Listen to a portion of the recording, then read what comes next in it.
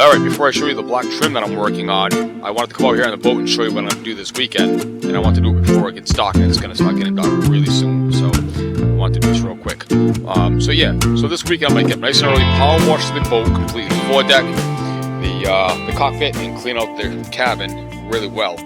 Once that's done, I'll do a quick sand, and then I'll give it a quick rinse.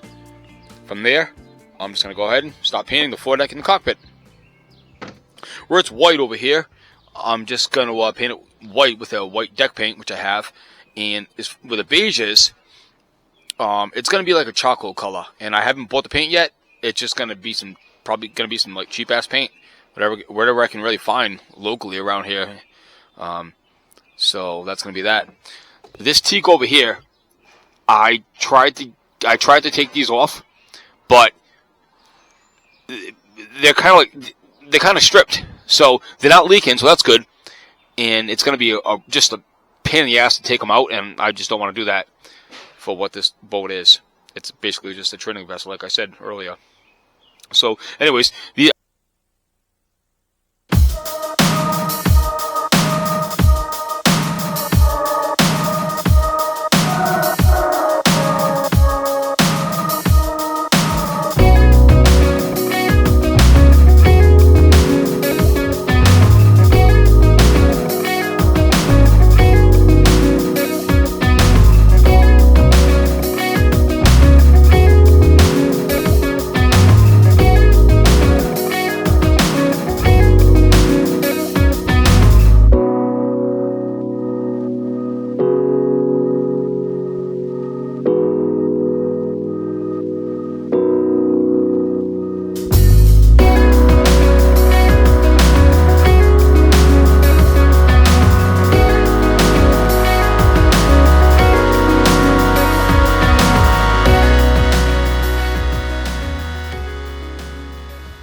so we're back. Let's see. I got the boat power washed, cleaned up pretty well, and now I'm about to start, painting the foredeck and the cockpit. What I'm going to use is this. Well, first of all, this boat has a lot of little stress cracks in it, and there's also a bunch of chips. And originally I wanted to fill it all, but once I started to really get into it, I realized that it was just way too much, and the boat's not really worth it. So, kind of disappointed about that. So I decided, to skip that step. It's kind of like hacking it, I guess, but it's just not worth it. I don't think it's worth it. So, anyways, so I do have this 123 Bullseye Primer, which is pretty awesome. I've used it a lot, and it works really well. And it says over here, sticks to all surfaces without sanding. So, this fiberglass, this gel coat, I should say, is pretty rough. So, I don't think I really had to sand it much anyways. And in my case, I didn't sand it at all. I just power washed it, and that's pretty much it. So I power washed it 2 days ago. Came back up today to apply this primer, and there's like these little freaking, I don't know what kind of tree it's from, but they're like all over the boat, and that happens all the time. So I can move it out to the road, but it's a wicked pain in the ass to move this thing. So I have the leaf blower over here. I'm just going to basically blow the foredeck off, clean up the cockpit, and I'm just going to try to quickly lay this down as fast as I can, because if I take my time, these are just going to fall on it again, and it's going to be a pain in the ass. So I'm not going to go too crazy into this. Once it's dry, in about half an hour or so, I'll blow off the boat again, and I'll come in with the Rust-Oleum enamel high gloss paint. I'm not going to use the marine deck paint. I'm not even going to use the marine Rust-Oleum paint. I'm just going to, like I said, at this point, it's not a show boat, but I am trying to make it look pretty solid. So I think it's going to look good. I've used that stuff before, and it works really well. So I think it's going to adhere really nice to this primer onto this old gel coat. So we'll do all that. And I'll probably, I'll do 1 coat of the primer, 1 coat of the, I'll do 2 coats of the white enamel, and then I'll tape off everywhere where it's non-slip. And then I'll do that maybe 2 coats of gray. And I don't know what kind of paint I'm going to use yet, but it's going to look nice. So, actually, if I might right now it's like beige, and I might keep it that color because it kind of looks cool too. So I don't know, we'll see. Anyways, all right, let's get to it.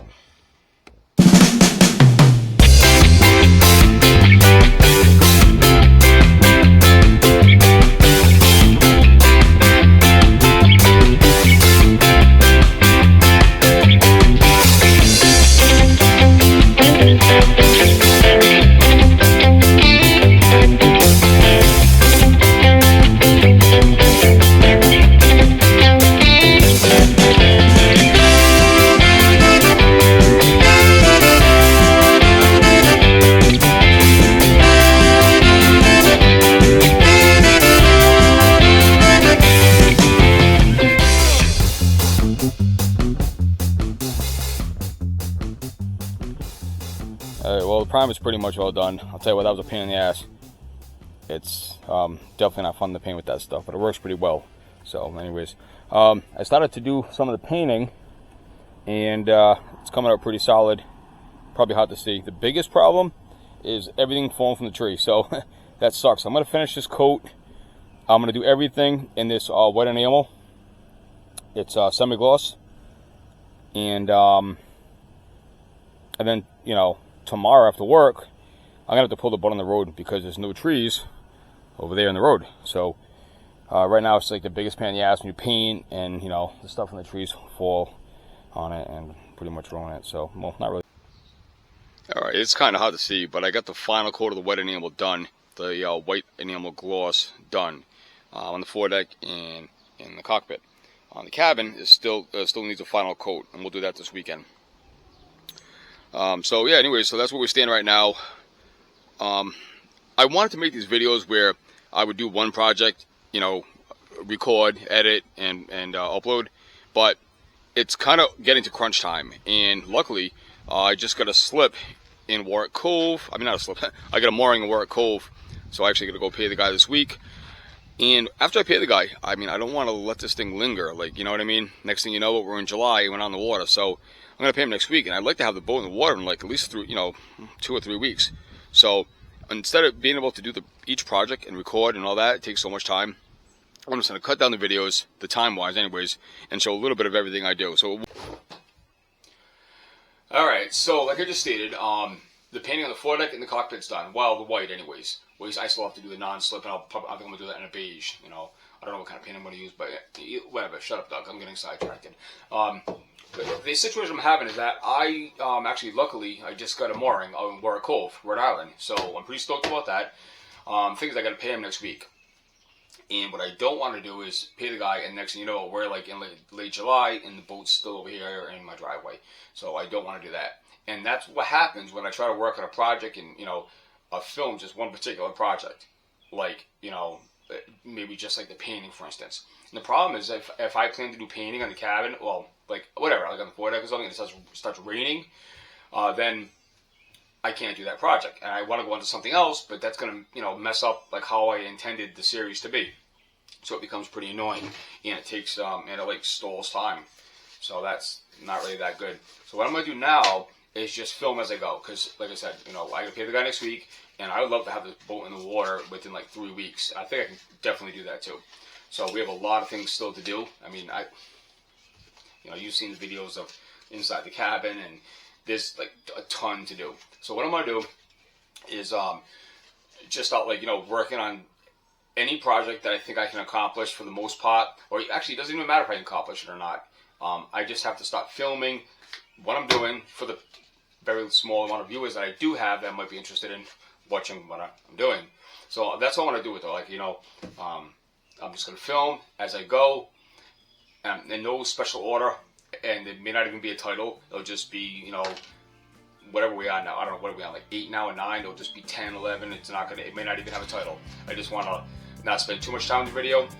Still give the people that are interested in these videos a little, you know, a little bit of like outlook of like what I'm doing and stuff.